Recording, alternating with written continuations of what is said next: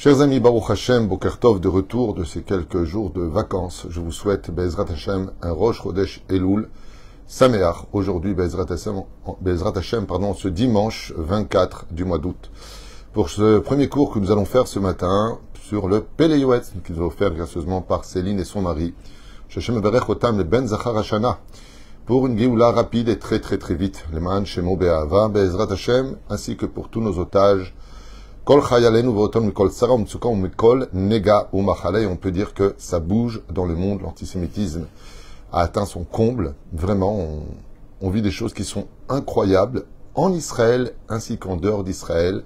La paix n'est pas encore au rendez-vous. La reine Bezrat Hashem, autour de la Torah et de ses mitzvot, il raconte que au moins dans les couples et dans les familles, les choses se passent pour le mieux, car nous passons des périodes extrêmement difficiles et délicates, pour lesquelles la Gemara nous dit que si on ne fait pas tous teshuva, alors, si on quitte la soie et la douceur, on risquerait de se heurter à la difficulté et aux souffrances pour faire teshuva.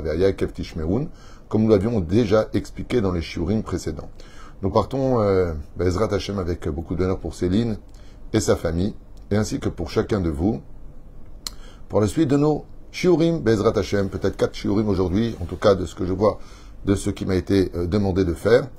On partage ce premier shiur sur le Pele Yoetz de Rabbi Eliezer Papo sur le domaine des Isurim, les souffrances dans ce monde. Alors, souffrir n'est pas une mitzvah, mais c'est une mitzvah, quand on souffre de quelque chose, de le recevoir avec amour et recul. C'est-à-dire que si je mets trop d'émotions, ou si je laisse mes émotions exploser en moi à cause des souffrances, non seulement je vais rater le but de ma souffrance qui était de me réparer, mais je vais rajouter de l'huile sur le feu dans ces propres souffrances qui me feront tôt ou tard regretter d'une certaine façon ma réaction ou mes réactivités. C'est pour cela qu'avant chaque chose, il est impératif pour chacun de nous de bien réfléchir, c'est-à-dire de s'annuler. C'est dur à entendre, mais Reshit Chochma Irat Hashem. Le début de la sagesse, le début de la réflexion de chacun de nous, c'est la crainte du ciel. C'est-à-dire que si on est conscient que Dieu est au courant de ce qui nous arrive, que Dieu sait parfaitement où on en est, que Dieu peut nous sauver de tout, et que ce qu'on est en train de vivre est pour le bien absolu, pas un bien simplement pour nous réparer, mais c'est un bien absolu, comme par exemple de jeter quelqu'un dans la boue, alors qui était complètement ruiné, en guise de réponse, alors qu'il est venu te demander des consolations, de l'aide financière, la seule chose que tu fais, toi, tu le pousses dans la boue. Alors non seulement il avait plus beaucoup d'habits, mais maintenant tu le pousses dans la boue, mais t'es une ordure, t'es un pourri. Je viens te voir, je suis par terre, et tu me jettes dans la boue, tout sale, humilié devant tout le monde. Puis voilà que la personne mettant ses mains dans la boue pour essayer de se relever, parce que ça colle, c'est coagulant comme ça, il sent des pierres et il les lève et c'est des diamants. Et la personne lui dit, est-ce que tu penses que ces diamants que tu as trouvés dans la boue pourraient te sortir du problème?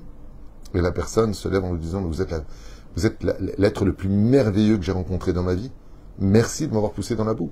C'est exactement ce que l'on découvre si on prend les épreuves avec amour, avec recul. Quand le Créateur du monde nous pousse dans la boue, si Béhémet, on a confiance en ce Créateur, on est rempli de foi et d'émouna, qu'on prend cette épreuve avec amour, ne te décourage pas, regarde dans cette épreuve ce que tu peux prendre, car c'est automatiquement des diamants qui t'attendent. Dans chaque chose, tu vas créer une réactivité pour plus tard. Je vous explique ça en 2 mots, c'est tellement beau et tellement puissant à comprendre. Quand je dis, face à une épreuve, Tov, si Dieu m'a pris ça, c'est parce que je vais avoir mieux. Pas je dis avec mes lèvres, je dis avec mon cœur, je ne juge pas Dieu, je l'aime, je reste fidèle, je ne me détache pas de la Torah des mitzvot parce que ça ne se passe pas comme je veux. Ok? Sache que ta réactivité va créer ce que tu viens de dire. Si de l'autre côté, j'ai pas de chance, j'en ai ras-le-bol de ma vie, et que tu commences à aller à l'opposé de cette réaction que tu aurais dû avoir de façon positive vis-à-vis de l'épreuve, tu vas créer ça. Et bien, tu n'auras plus de chance. Et bien, tu vas pas t'en sortir. Et bien, tu vas galérer. Voilà. Juste à retenir cet enseignement si court, si petit, mais qui veut dire tellement. Comme ça dit le Zohar Kadosh. Une épreuve n'est réussite que quand elle est prise avec amour. Sinon, elle a presque servi à rien, cette épreuve. On est jeté dans la boue et on revient boueux à la maison au lieu d'avoir des diamants dans les mains, qu'avec lequel on pourrait s'acheter une maison, des beaux habits, régler nos dettes et avancer vers l'avenir beaucoup plus sereinement. Pele Yoetz nous dit, il y a plusieurs façons de souffrir dans ce monde. Et chacune des souffrances, en réalité, est une preuve d'amour. Kulam Havivim, et elles sont toutes là par amour du Créateur. Shim Yeshev Adam, Kol Yama Beshalva, car si un homme vivait paisiblement sans aucune épreuve dans ce monde, En Mitkaper Lo Avonotav Klum, aucune de ses fautes, voire même de l'oisiveté, ne serait réparée ce jour-là pour lui. Aval Isurim est marqué maintenant Avonotav Shel Adam, comme c'est marqué dans Maseret Brachot, Vedaf et Amoudalet. Sache que chaque souffrance que tu endures dans ce monde vient te nettoyer de tes fautes que tu as commises depuis ta naissance ou même de la réincarnation précédente. Mais pour cela, nous avons intérêt de recevoir cette épreuve avec amour et de dire Gamzo Letova, d'accepter et de dire Tov, si c'est ce que veut Hachem, ça t'empêche pas, ceci étant, de te défendre. Ça t'empêche pas de voir un beddin dans le cas où c'est nécessaire. Ça ne t'empêche pas d'aller voir un rave ou d'avoir un conseiller. Ça n'empêche pas les choses. Mais ce qui est certain, c'est que le but de l'épreuve, ce n'est pas l'épreuve, c'est ta réception.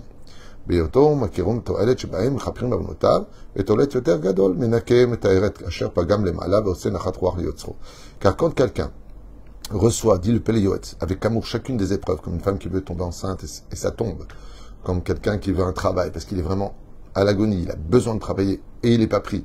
Toutes ces choses-là, qu'il sache une chose, ça le nettoie totalement de ses fautes, et de qui plus est, s'il prend cette épreuve avec sourire, cela fait Nahat Ruach Yotzro. Akadosh Baruch Hu, il dit, regardez mes enfants. J'aurais donné la Torah les mitzvot. Je suis leur Dieu. C'est mon peuple. Je les mets à l'épreuve, ils ne me rejettent pas. Et ils ne me rejettent pas. Ils restent avec la Torah les mitzvot. Malgré la Shoah, malgré le 7 octobre, malgré toutes les épreuves, Am Israël ne me quitte pas. Car en réalité, si on était capable de voir les conséquences de nos fautes, quelconques, ce qu'on a vu, entendu, fait, manque de respect, et ainsi de suite, si on était capable de voir de nos propres yeux ce que l'on a créé, on danserait d'avoir des épreuves pour les nettoyer. Car nous n'avons pas conscience, dit le Péléoët, des mondes qu'on a détruits dans le monde d'en haut, dans les mondes parallèles, à cause des fautes que nous faisons. Yekal velo lo, yekal lo, ve'arab lo, mais vous sam lo. Et nous sommes comme endormis. Ou quand on fait des choses qui paraissent pour nous complètement inoffensives, on n'a pas notion. À quelqu'un, par exemple, un exemple un peu bête et idiot, mais chazve shalom, vous savez, ça me rappelle un peu, il y a très longtemps de cela, très longtemps de cela, nous avions acheté une voiture de couleur noire. Et j'avais prêté cette voiture à un de mes frères. Et il était parti donc passer Shabbat avec la voiture. Et quand il m'a ramené la voiture, il m'a dit, écoute, je ne sais pas quoi te dire, mais la voiture a servi de tableau pour des enfants qui ont pris des pierres et qui ont fait des dessins sur tout le capot, sur toute la voiture, devant et derrière, sur le toit, partout. Comme c'était noir, ils ont pris des pierres et ils ont fait des dessins. Ce qui fait que toute la voiture était totalement, mais totalement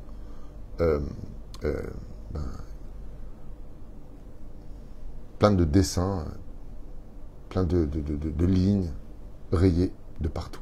Voilà. Pour les enfants, ils n'ont rien fait de mal. Pour les enfants, eux, ils ont pris des pierres, ils ont fait des dessins.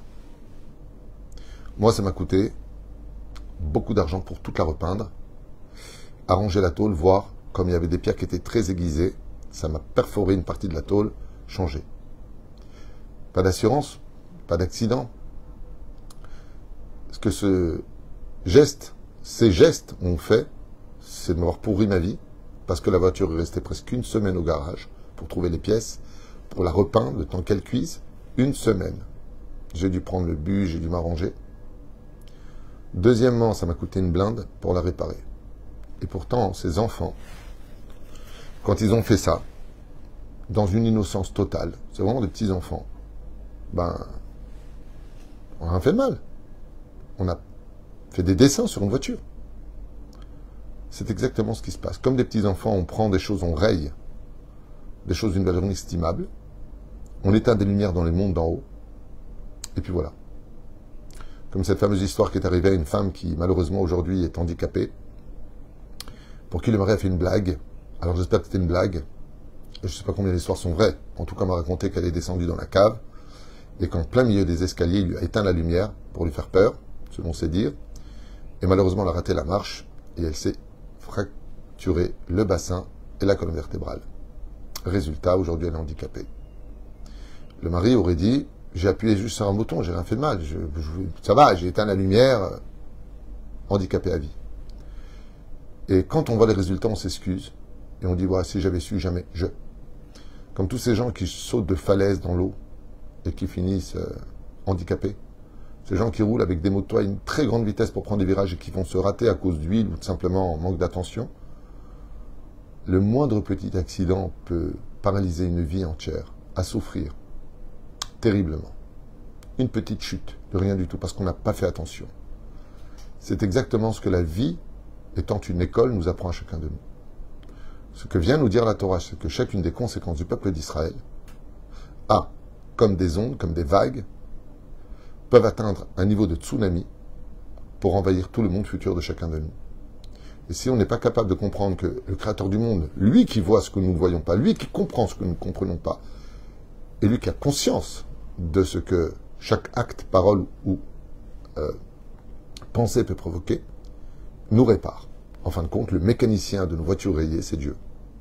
Et quand il nous dit, je suis désolé, je garde votre voiture encore un jour parce que là, la tôle, elle a été perforée, on dit, oh là là, combien de temps ça va prendre? On n'est pas content. Mais qui rend service à qui? Il peut rendre la voiture avec quelque chose qui est perforé, qui va commencer à rouiller. Comme ça nous dit le Pélé Yoetz. Akadosh Baruch Hu, lui sait ce que toi tu ne sais pas.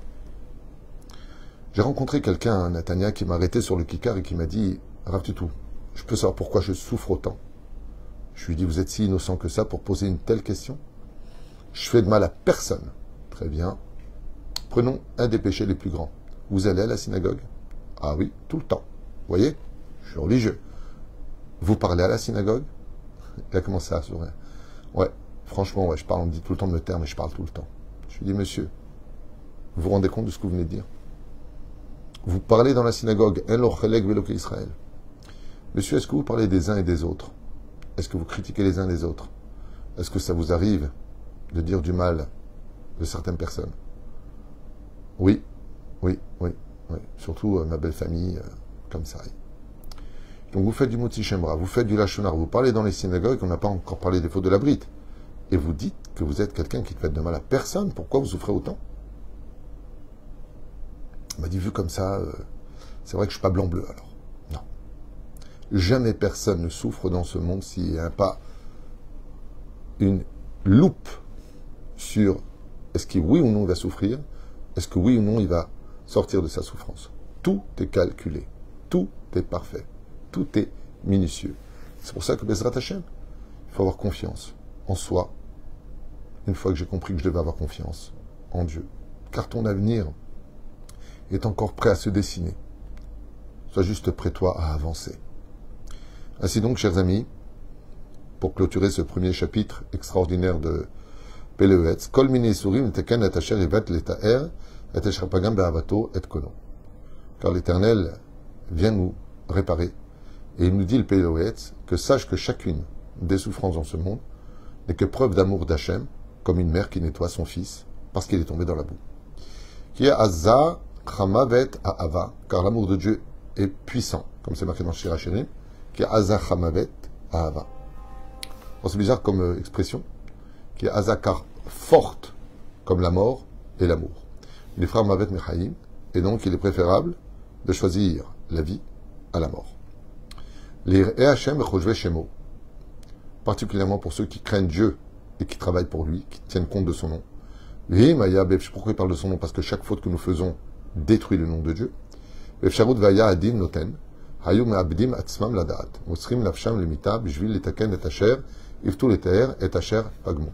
Écoutez bien ce chidouche extraordinaire du Pélé Yoetz sur Shir HaShirim. On a dit qui Aza Kamavet Ahava.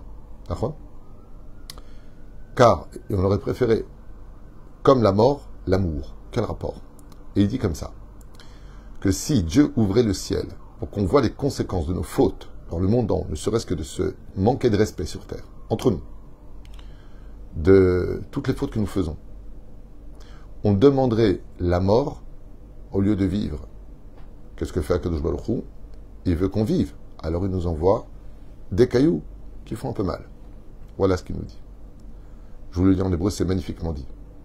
Mosrim lafsham lemita. Si on était capable de voir les conséquences de nos méfaits sur terre, qu'on était capable de voir les démons que l'on crée à cause de nos fautes, on demanderait immédiatement la mort tellement on aurait honte d'avoir fauté. Mais Jules Taken. Et on dirait à Dieu, prends-moi ma vie pour réparer ce que j'ai fait, je ne peux pas voir ce spectre que j'ai créé. Et ta chair, il veut tout, les taer et ta chair pagmon. Donc, et quand une personne prend enfin conscience, sincèrement, des conséquences de ses fautes, par exemple, sans vexer personne, ni booster personne, chacun fait ce qu'il veut. Le libre arbitre est le plus beau cadeau qu'on ait reçu. Mais revenons sur le manque de tsniout. Si, comme ça j'ai lu, ce que je vous dis, c'est pas de moi, je ne suis pas là pour juger, je suis là pour partager l'étude. Si une femme voyait ce que le manque de tsniout provoque dans le monde d'en haut, elle demanderait à mourir pour effacer ses fautes. Donc qu'est-ce que fait Akadosh Baruch Hu? Comme il sait que cette femme, elle fait pas les choses mal pour se venger de Dieu ou contre Dieu. Elle fait les choses parce que, bon, je vois pas où est le mal. Je ne vois pas où est le mal. Alors des fois, il arrive que cette femme, elle va se rendre compte aussi que son mari, il va draguer une autre femme. Il n'a pas touché encore. Ou il est sur un site, il n'a pas le Hazve Shalom fauté. Il a juste regardé. Et il lui dit, je vois pas où est le mal. Hein. Comment tu regardes d'autres femmes? Pourquoi moi je te suffis pas? Tu mets tes yeux ailleurs, ça veut dire que tu me trompes. Pourquoi tu as mal? Il n'a pas encore fait les choses. Il a dit, lui, fais rien de mal, je suis désolé. Je suis désolé, c'est dégueulasse. Voilà. D'un coup, dès que ça te touche, tu sais réagir. C'est comme ça que le Créateur du monde aussi réagit. Chaque fois qu'on fait quelque chose de pas bien, ça touche Hachem. Et Dieu, il pleure. Il nous dit pourquoi. Je vous ai donné la vie, je vous ai donné la Torah. Pourquoi vous la laissez tomber? Pourquoi? Ça me saoule, j'en ai marre, c'est pas bien, je me sens pas. Imaginez, chers amis, que Dieu dise le matin, je me sens pas de réveiller le soleil ce matin. Je me sens pas de protéger le peuple d'Israël. L'existence même de notre peuple est une preuve de l'existence de Dieu. De toutes les générations, on a voulu nous détruire. Et Dieu nous protège. Imaginez qu'un matin, Dieu lui dise, ça y est, j'en ai marre, ça fait 3500 ans que ça dure, je laisse tomber. Matin, Omer, caché, hein. Tous les jours, chaque juif et juive devrait chanter Nishmat Kol Chai devant Dieu, sans le nom de Dieu. Tous les jours, qu'on ait ou pas les moyens, chanter en l'honneur d'Hachem, Bezrat Hachem. Mais Yom Kippour, nous sommes pardonnés ou pas, Rav? Alors pour la question qui est posée par Madame Elbaz, est-ce qu'on est pardonné à Kippour ou pas? Oui. Réponse de la Gemara, oui. Mais j'ai une question à vous poser. Si Chaz Veshalom, votre époux, ne cessez de fauter vis-à-vis de vous, et qu'une fois par an, il vient vous demander pardon, au bout de combien de Kippour vous lui demanderiez d'arrêter sur 364 jours qui se sont précédés? Vous comprenez ce que je veux dire? Kippour ne doit pas servir de joker en disant de toute façon il y a Kippour, donc Dieu va me pardonner. C'est comme un homme qui trompe sa femme et qui dit de toute façon ma femme elle m'aime tellement, elle est tellement bon cœur qu'elle me pardonnera. C'est ce qu'on appelle prendre de la gentillesse pour de la faiblesse. Oui, Kippour fait la capara des fautes, mais qui nous a dit qu'on arrivera à Kippour? Oui, Dieu nous pardonnera, mais le mal qu'on lui a fait en lui désobéissant, est-ce qu'on a pris conscience de ça? Ok, Dieu nous pardonne parce qu'il est généreux, parce que tout ce que tu veux, mais on lui a fait mal. Ça nous fait pas mal de faire mal à quelqu'un? À celui à qui on doit tout. Soyons honnêtes. Quand on a des enfants et qu'ils nous claquent la porte au nez et nous laissent pleurer derrière cette porte, parce qu'eux prétendent qu'ils ont raison, qu'eux ils ont raison. Vous savez ce qui nous fait le plus mal? C'est de voir partir et nous laisser en larmes. Quand on voit des enfants qui te disent non, j'aime pas Shabbat, mais ça fait 1 an que t'es pas mieux avec les enfants. 1 an. Et qui te raccrochent. Ils n'ont pas dans la tête que les parents, quand ils ont raccroché, ils se regardent et ils sont malheureux. Sauf s'il y a des raisons valables, toxiques, qui piquent, qui veulent séparer les couples, je sais pas qui, que quoi, non lequel, mais de façon générale. Ça fait mal de voir les autres ignorer nos douleurs, même s'ils avaient raison. Même si pour eux ils ont raison. C'est pour ça que Dieu lui-même, quand on souffre, chers amis, s'inflige les souffrances que nous souffrons, il se les inflige à lui. On le dit tous les matins au nom du prophète, justement, je crois que c'est Isaïe, on peut plus dire Miaou, qui dit Bechol tsaratam lotsar. Dieu s'est juré que toutes les souffrances qu'un juif, une juive, souffrira dans ce monde, il les subira lui. Quand le 7 octobre, ils ont coupé nos têtes, le Alenu Velo Alechem, là-bas à Nova, on a aussi coupé la tête de Dieu d'une certaine façon. Vous comprenez ce qui se passe? Il faut tenir compte du respect qu'on a pour Dieu. Il y a plus grave que de payer une faute qu'on a faite, c'est d'avoir pas tenu compte que Dieu, il a souffert de nous voir comme ça. Enfin bon. Et là, il finit avec quelque chose de magnifique. Que toutes les souffrances, ainsi que les bonheurs de ce monde, qu'on peut estimer être importants, ne sont que des souffles, des courants d'air. Tout passe. Et les jours de ta vieillesse rapprochent. Dommage de ne pas avoir été le soleil de ces journées obscurcies. Qui dit car la vie d'un homme ne ressemble qu'à l'ombre d'un oiseau au-dessus de notre tête qui ne fait que passer.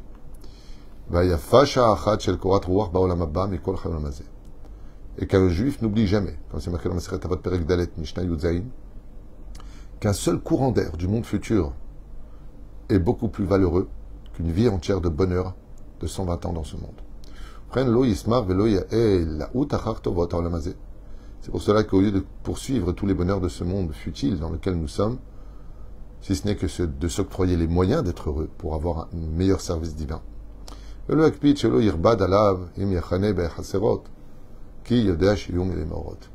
chaque fois que tu as des manques, c'est parce que Dieu veut que tu le complètes par ta émouna. Pele Yoetz, magnifique. Merci Céline de nous offrir ce shiur, un beau bébé cette année, une grande Géoula Shlema. Et Bezrat Hashem, je vous souhaite un Rosh Chodesh Elul, une grande Teshuvah. Faites attention à vous. Je vous aime très fort. D'émettre chaque juif, pour moi, c'est un diamant. Même si on passe des moments très très difficiles à Tel Aviv, ce matin, ils ont décrété que toutes les synagogues qui ont été construites à Tel Aviv, la maire de Tel Aviv avec le comité ont décidé que toute synagogue qui n'accepterait pas les hommes et les femmes à côté l'un de l'autre, que une femme puisse monter Chazan, qui l'empêcherait de le faire, fermera, car c'est le territoire de la mairie d'Ashdod. Ainsi donc, ils veulent réformer nos synagogues. C'est l'article que j'ai lu ce matin. Espérons que ce soit une blague. Espérons qu'en Israël, on n'en arrive pas là. Top. Vous avez dans un instant un deuxième shiur, puis un troisième, selon la liste Bezrat Hashem. Je vous souhaite un merveilleux week-end pour ceux qui sont en galoute. Je vous souhaite une merveilleuse journée pour ceux qui sont encore en vacances. Et je vous souhaite Bezrat Hashem un bon retour à la Teshuvah en ce Rosh Chodesh Elul que nous allons étudier. Kol Tov et Litraot.